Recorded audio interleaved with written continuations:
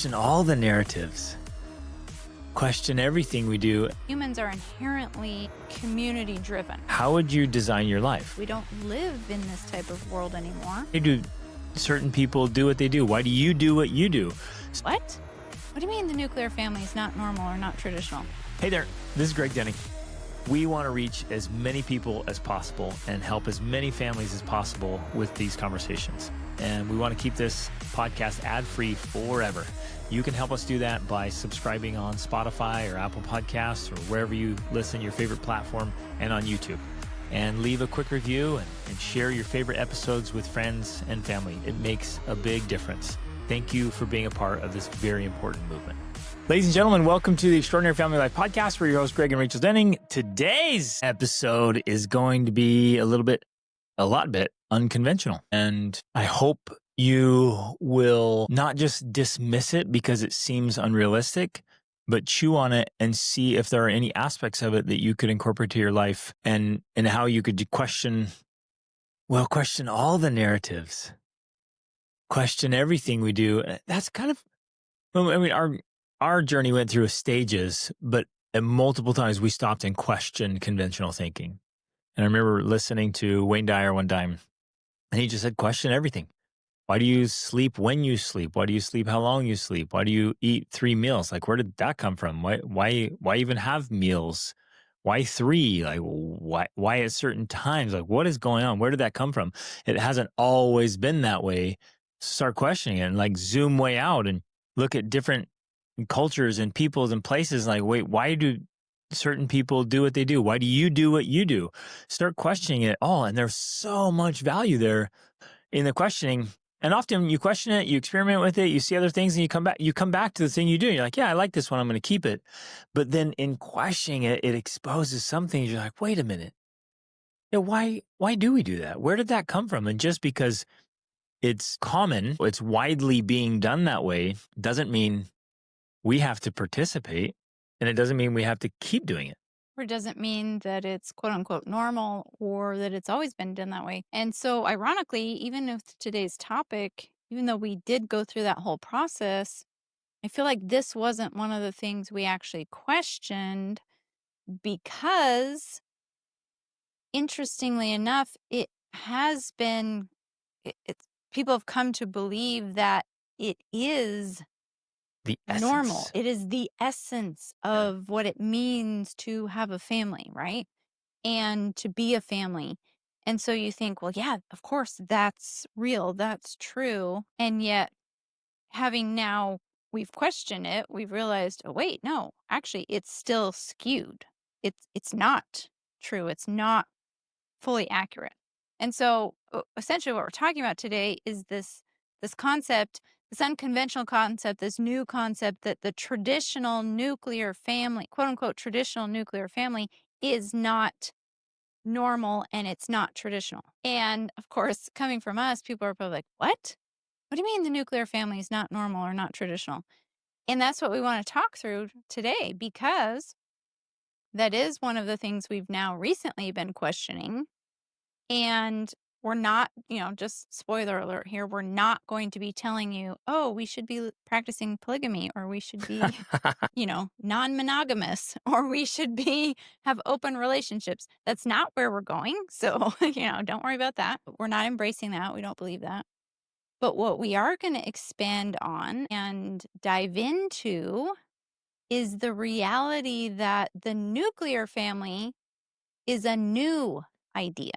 The nuclear family has really only been around or common since, let's say, like the 1940s. And that before that, families lived intergenerationally and they lived more connected and they did not spend their days like a traditional nuclear family where, well, even if you're talking about the trad family with the trad wife that stays home, a stay-at-home mom, they didn't do that. Dad did not go off to work. Children did not go off to school. Everyone stayed at home and worked from home together. Dad, It was a mom, family, grandma, grandpa, siblings, uncles, like aunts it was and a uncles. community. Yeah. It was a community Or tribe. environment, Yeah. a tribe environment. And so this idea of Probably the more tribe for the history of the world is probably more tribal. Right. So this idea of the nuclear family where there's mom, dad, and kids living on their own, doing everything on their own. Dad goes off to work. Mom stays at home with the kids by herself. When they're little, and then the kids go off, and now mom's living in isolation. Like, what is that? All of this is new, and we're going to argue unhealthy. Yeah, and we talk about traditional family, and so we think this must mean it's really old. We're doing it the old way, and like we have this norm where families are being pulled apart, people aren't getting married, they're not having kids. So the average age of people who are getting married is in their mid to late 30s, early 40s in some countries, and then upper 40% of women between 18 and 45 are not married and won't be having, many of them, a majority of them are unlikely to have children at all. When you take in that number, that is staggering. Right. And so in some ways, when you talk about those type of statistics, you think, well, yeah, the traditional family is way better than that. And I would say, yeah, that's true because despite this push for being single and living your truth and pursuing your passion and career and all of this, it's not sustainable for society as a whole because humans are inherently social. Yep. They are inherently community driven. Most normal people want they want long-term relationships in their life. They want a long-term romantic relationship. Like everyone is driven towards that. It's not weird. That's normal. So we say everyone, that's excluding the little 3% of people that. Yeah. There are the psychopaths and the sociopaths and stuff out there that aren't looking for that. But most normal people want some sort of long-term relationship. They want long-term friendships. They want long-term romantic relationships. Yep. But this push to be single, to not have children because of whatever the reasons are, it's a lot of work, it's a lot of stress, it's a lot of pain, is actually detrimental to individuals and to society as a whole. Because there will be, over the span of a lifetime of a human, lots of loneliness, lots of depression, lots of anxiety, because there's not a support network there of other humans to help you through the phases of life. Yeah, there's going to be a lot of unnecessary suffering. Right. Because exactly. of that. Yeah. So the traditional family. There's a lot who want the family, but they're delaying, or because of societal stuff, they're not finding spouses, they're not dating, they're not being dated, they're on their phones, they're communicating that way. It's like in-person stuff is just dropping drastically, and people are suffering because of it. Seriously. In fact, I just read an article like yesterday about this, where not only is it dropping for single people and the amount of real life interaction they have, of course, with friends, but it's also dropping sex between non-married couples and sex between married couples because the tech is interfering. Like people are spending more time on their devices, being entertained, being educated, being like whatever. Like they're just constantly there. They're just constantly taking up time. And that, of course, like, there's an exchange rate. Like that time has to come from something, somewhere. And so all of that is being reduced because of that. So all of that's, of course, going on in society. And so within that framework, you think, well, yeah, the nuclear family, like that's where it's at. That is way better than all of this. And I would argue, yeah, that's true. But we also want to talk today about how an even higher ideal than that is returning to the true traditional family, which is the intergenerational family. It's the community family. It's the tribal family. And that includes mom, dad, and kids all working together for the family. So like if you think back, even hunters gatherers, even in those cases, so the men would go out and do the hunting. They would go away for the day or multiple days and then come back. But that may also, again, we don't know all the details for sure, but it may have been a once a week thing, or maybe they go for a week and come back, or you know what I'm saying, like it's not a daily everything 9 to 5. Exactly. I'm gone. And so you're apart, and definitely the kids were there, and education was happening there. And even when they started some schools or schoolhouses, the kids would go into the little schoolhouse. This was in US culture especially. But the point is, we want to invite you to think about unconventional ways of doing life, even ancestral ways. And again, I started this out, like, don't just throw it out. It's like, it's not realistic. It's not possible. I can't do that. I'm just toss it. Just sit with it. And really, like, okay, what would I do? If you could wave the magic wand and kind of set aside all the little constructs that you've been given and handed, all the things you know to be real or true, like, set that all aside, how would you design your life? What would jobs, school, all of it. It's like, what would your family lifestyle look like? And when you start questioning some of those things and you start looking for, I guess one of my favorite questions was like, well, how could this be possible? So we started traveling as a family in 2007, and it wasn't near as popular as it is now. And there weren't, blogs were they even starting? Just maybe barely just starting. And there weren't social media accounts with millions of followers of families traveling the world. So we're like, is this possible?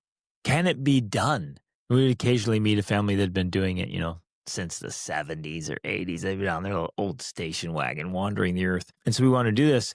And so we just started asking, well, what would have to be true? And so that's a question I want to encourage you to start taking into your life for everything. Like, what would have to be true for this scenario to be possible, for this lifestyle change to be possible? And we want to encourage this. Maybe this isn't for everybody, but I really feel like these unconventional approaches could be helpful for every family. Just question the way you're doing it. Question the way you're sending your kids to school or what kind of schooling they're doing. Question work stuff. This whole idea of, generally it's the husband going to work and being gone and coming back. Very much nowadays. Now it's the wife both. too. Yep. Yeah, of course. And like you said, Rach, it's not healthy. Like, I want to argue for that. That's not a healthy way to do life. Now, we've adapted. It's become normal. We see almost all of our friends and neighbors doing it, and maybe our parents did it too. We're into a generation now where it's like we've been seeing this for a long time. Even the old TV shows now, they were doing it. It's like, well, yeah, but that's only in these 4 turnings, right? It's in the last 4 generations. Go pre-World War II or World War I, and then go to other civilizations, society, roll back. And just because I know a lot of people are like, well, why would I ever go back in time? Why would I study old books and old societies? We've clearly progressed beyond that. Mm-hmm. We've heard people say, what value can you get from going back in time? Like, they had a lot of stuff figured out. And humans go through these patterns and cycles where things actually get way worse. And in some ways we get stupider. So what can that look like for you? And as we started doing this, we wanted to do life together. I think that it obviously there's going to be a lot of people, even with you just saying that, thinking this is just so unrealistic. We don't live in this type of world anymore. If you want to make money, you have to go to a job, and the job's 9 to 5, and that's the options. Like, what are we supposed to do about that? We can't just live on insects. And we met this guy one time who was like on a foraging diet, and he only ate whatever he gathered, which included an iguana he found on the side of the road. He asked if he could put it in our freezer. Roadkill. Roadkill. This is when we lived in Costa Rica. So he put his roadkill iguana in our freezer. He was on a foraging diet.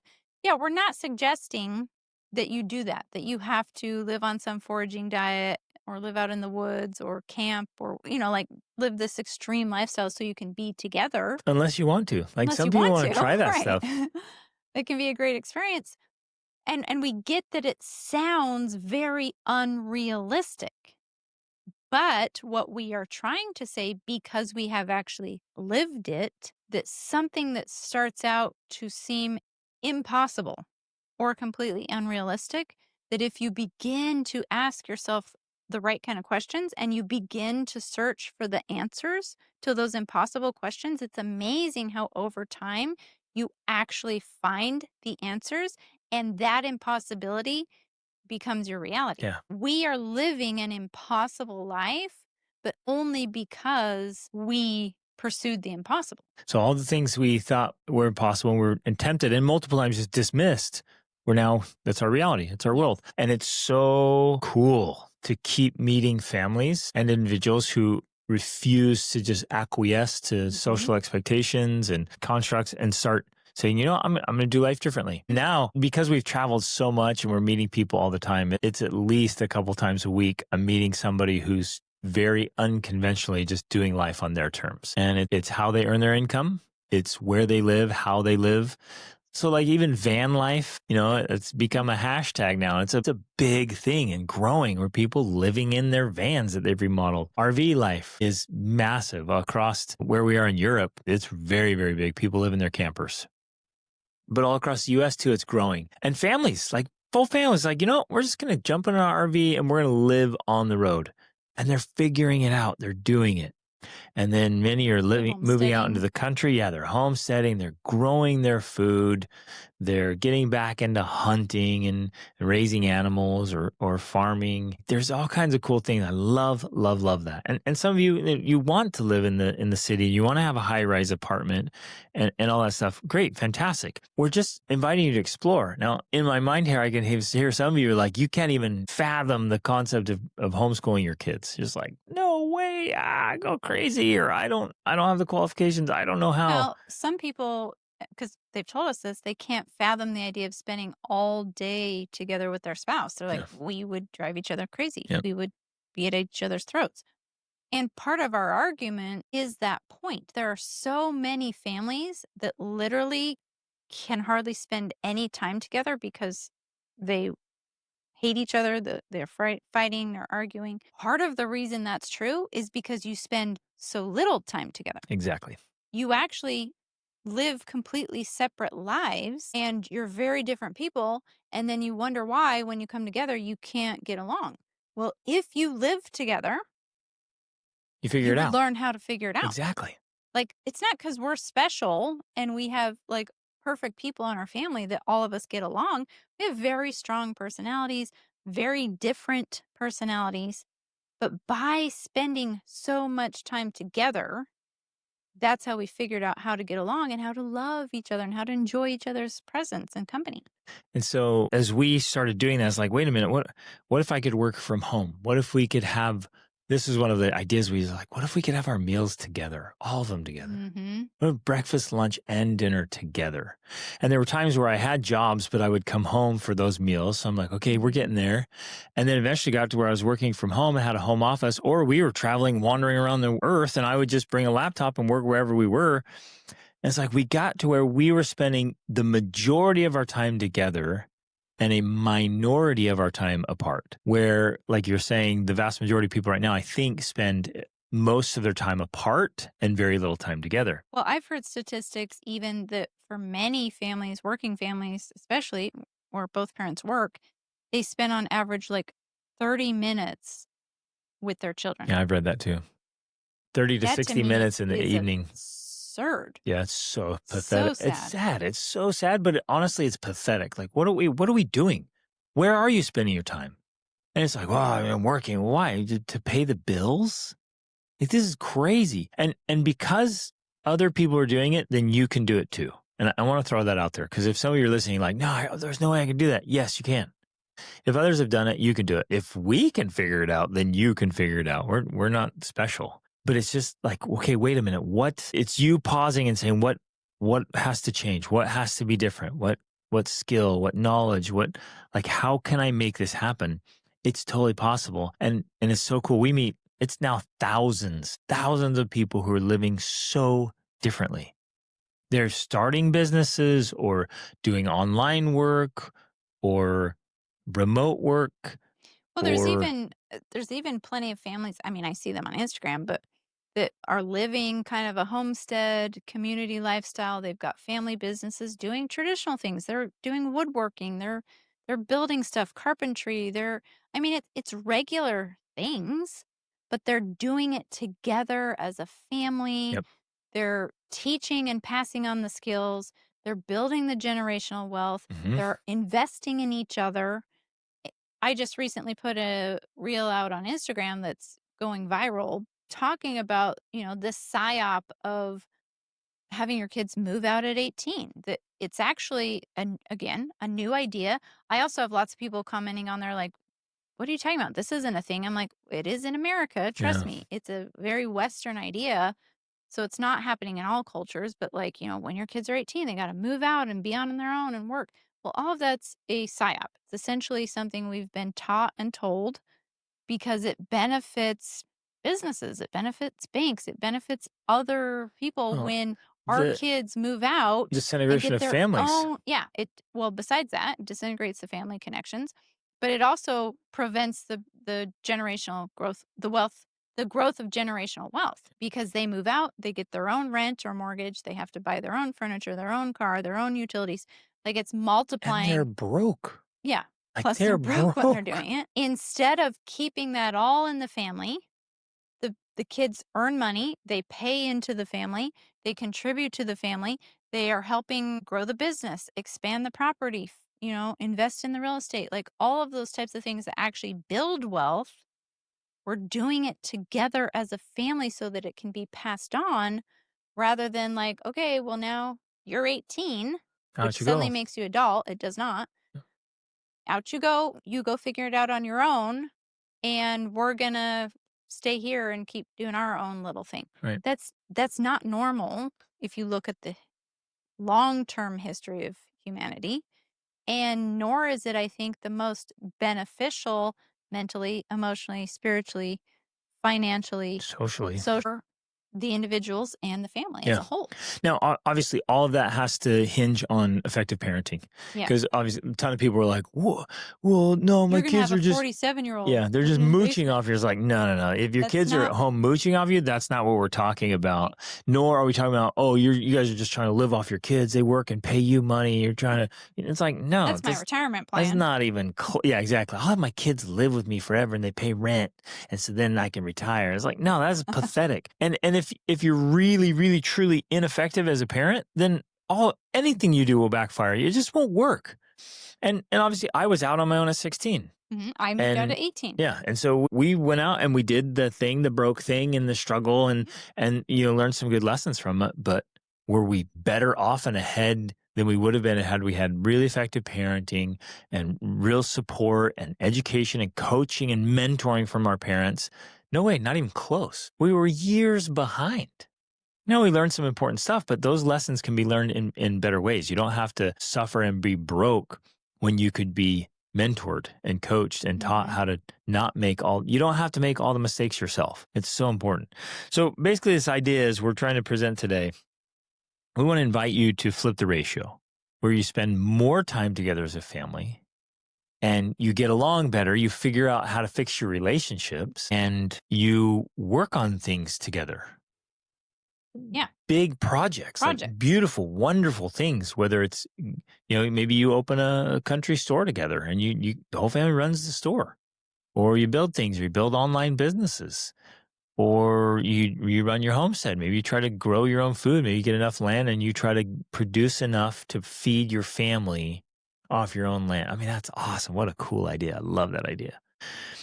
But I want you to question it. And if you hate your work or you only do it because it pays the bills, start looking for different avenues. What could you do differently? And the one I've heard, the dismissal I've heard the most is, oh, that would take years. Well, yeah, but the years are going to pass anyways. Say, the next 5 years. It would take you 5 years to transition to something you absolutely love. Yeah, that would take 5 years. Well, yeah. Well, the next 5 years are going to pass. So 5 years from now, you can be just doing something you absolutely love, completely designing your lifestyle on your terms. Or in 5 years, you'll be doing the same thing you're doing now and hating it and wishing you'd done something different. Plus lost all of that time with your children because when you are working on something that's moving you closer to something you really want, you're more alive, you're more attractive as a human being, you're more motivated, you're more inspiring. Like it brings you to life, which helps with everything else. It helps with your strengthening your relationships. It helps with mentoring your kids because you're actually walking a path that they would want to follow in. And Exactly. that's way more. Yeah, you're modeling for them of what's possible. And so, we have a really good friend who, as a couple, they run a big business and lots of employees, and they never thought they'd be able to take time away. And right now they're in the UK renting a little cottage, totally off grid, not checking in with the business at all. And they worked really hard to get to that point, and because they wanted to see, hey, what's possible? Can you have well over 100 employees and big business, all kinds of stuff, and step away from it? Is that possible? And they're doing it right now. And we have all kinds of other friends doing other cool things too. They're just wandering the earth, or they go out traveling and they're like, I think we'd rather live here. And so they move to that country or that place. And like you're writing your own ticket and you're designing your own life and doing it deliberately instead of thinking that you have to live a certain way. Like one of the things that came up all the time when we go somewhere is like, oh, why are you living here? Did your job transfer you? They're like, well, no, we want to be here. And it just seems like we just slap people upside the face. Like, what are you talking? Well, a lot Well, of you people live couldn't somewhere even because you want comprehend to? that. They were like, "What do you Yeah. mean? You wanted to live here, so you moved here Yeah. just for that 'Cause you reason?" want it? Yeah, we did. Yeah. It seemed unheard of that. And the well, I don't know, a majority of people we talk to, the only reason they live where they live is because of some job, work. And if they moved, it was usually because of work. Another one of the reels I just did, it was just an audio I found, but it said, "We need to move away from preparing kids for jobs." And that's because jobs are changing. Or going away. Yeah, or going away. And they also said that we need to disconnect identity from job, Yes. which I think is also true with like lifestyle. We need to disconnect lifestyle and location from job. All of that is changing. Like the future that's coming with AI, with location independence, With all of that is robots. changing. And so we no longer have to be tied to a job that determines our identity, determines our schedule, it determines where we live. Like all of that is literally becoming a thing of the past. Now, That's you and I are crazy. kind of on the forefront. Well, we are on the forefront of that, and more people are joining it. But I really think that that's where the future is going. And so I guess that's a part of our message now is like, hey, we're saying, hey, heads up, this is what's coming, this is what's possible. Start thinking about it now. If not for you, at least for your children, Yep. because this is the type of thinking they need to have if they're going to thrive in the economy of the future. Yes.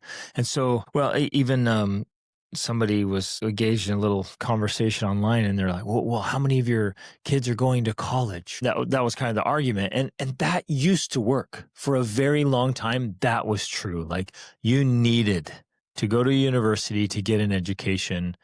And then it switched. You need to go to university to get a higher paying job. To get job training. Yeah, job training is what it was. That is now pretty obsolete.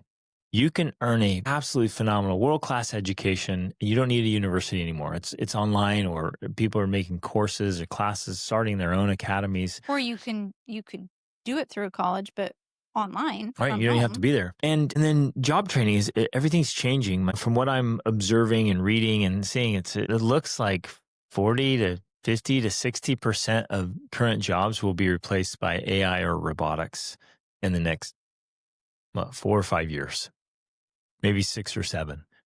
But if you think sending your kids to university to get a degree so they can get a job is still the path, you're preparing your kids for a future that's already in the past. Yep. Already. It's already gone. So, and again, I mean, even if your child right now was graduating and going to start university, by the time they graduate, everything will be changed. Yeah. Already.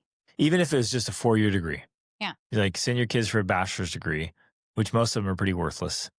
And in 4 years from now, the AI computation will have, what did it say? It'll be just by the end of this year. Times faster, like by the end of this year or something. No. It was like by the end of the year, it would be 16 times smarter than it is now. Oh, in 5 years, it's in that, but it's just compounding like that. And so in a 5-year period, it's going to be crazy and so fast and so competent, so smart. So the advancements in technology is going to just blow that all away. And we think, my kid will get a job as, I don't know, a dentist, an attorney, or whatever it is. You think about it, Talent. accounting is like that's all going to be taken over. But even dentistry, even the medical profession is all going to be All of it. taken over. Well, not completely, but it's going to be disrupted Yeah. by AI. Yep. It will Massive, not massive look disruption. the way it looks now. Right. So anyways, the whole point is, you guys, we just want you, and this is just kind of a fun short one. We just want you to like, wait, start questioning things. In fact, because of the advancements in technology, I would say we all have to. It's a must. If we try to stick our head in the sand and try to ignore it and keep going along, doing our little thing, we're going to end up in some tough spots. Well, and part of the other reason we're having this conversation is because I truly believe that that is the future. The future of family life is going to be more community based. It's going to be the tribal family. It's going to be us supporting each other, bringing in, of course, friends and people around us to be a part of that community. But it's not going to look like the way it has looked because of all this innovation that's happening. We're going to have to focus more on our own humanness. Yep. We're going to have to focus on those things that make us different from AI, because AI is going to be able to replace so much. We have to, what's the word? We have to major, if you want to use a college term, in being human. And so we have to focus on compassion and empathy and connection and innovation, all of those things that make us unique as human beings. And that, I think, will almost automatically require more community connection, in-person connection. And people are going to be like longing for that, like dying They already to are. have that practically, because It's missing. there will be so much virtual reality. There will be so much AI technology. I already see it nowadays. People on Instagram, they're like, is this video AI or not? Like, I can't tell. People can't tell what's real and what's not. And so they'll be wanting to have that in-person, face-to-face. Because it's real. Because it's real and they know it's real. That's what they're going to want. And our kids are going to want it. We're going to want it. We're going to want to be connected. We're going to be want to be together, supporting and helping each other. That's the future. It really is. And so, I don't know, but part of the catalyst for sharing this is that we absolutely love our lives. So good. And we have, we work from home together. The kids do home education, and obviously we travel all over the world together and have for years. But in the meantime, we're working on all kinds of projects that are building our own generational wealth. So we have animals together, and we build and make beautiful things together, remodel and invest together, and we study and learn together, and we travel together. We're heading over to go trekking in the Himalayas together. And we can do that. We can just take time and go do amazing things. And then we work together, and I don't know, it's just, life's so amazing. And from simple things like the meals together and eating and growing and eating healthy food together to making something really cool together, designing and building it with your hands and with tools and raising animals, like whatever it is you want to do it together. And so step back and say, if I could just have the life I want. And I think here's my vision of utopia. Although I think there's going to be a lot of dystopia coming, and things are going to unravel in society. But I do want to say this. AI does have the power to create some utopia aspects if it is used wisely. Because let's say we have robots that really, truly can do a lot of the work that could be done by anyone, and they're inexpensive, then of course I'm going to have a robot do all that stuff so that what? So I can sit around and entertain myself to death? No way. So that I can do work that only I can do. So that I can do things that only I can do. And I thought, here's the question I want you to chew on. If you didn't have to work, if you could just do life how you want to do life, just throw out all the things you think you have to do, like what would you do? And for me, I'd spend time reading. I'd spend time outside with animals. I'd grow some things. I'd grow some fruit and, raise some crops. I'd work on cool projects, beautifying the land and buildings, and spend a ton of time. It's what we do. Spend a ton of time with you, Rachel, and with the kids. We're together. I would travel. I love writing and teaching and sharing ideas. So I guess that's my point. Like, we're doing. And the reality is, we asked ourselves those questions years ago when we were young and we had young kids. I mean, we started asking those Yep. questions and we came up with those were the Yep. answers we came up with. And now you're right. It's We our are reality. living that life Yeah. because we asked those questions and asked, how could we make that possible? That's the only reason it happened. It didn't happen by luck. We didn't just chance into it. We created it because we asked the questions. So that's why we're here today. We're like, hey, ask the questions. How could you create a lifestyle like this? How could you create a family life where you spend more time together than you do apart? And And that doing you're things you working, all love to do. yeah, you're working on the things that you love to do as a family. Yeah. That So that's awesome. to me, that's the ideal of an extraordinary family life. It's like literally living together with peace, joy, and meaning.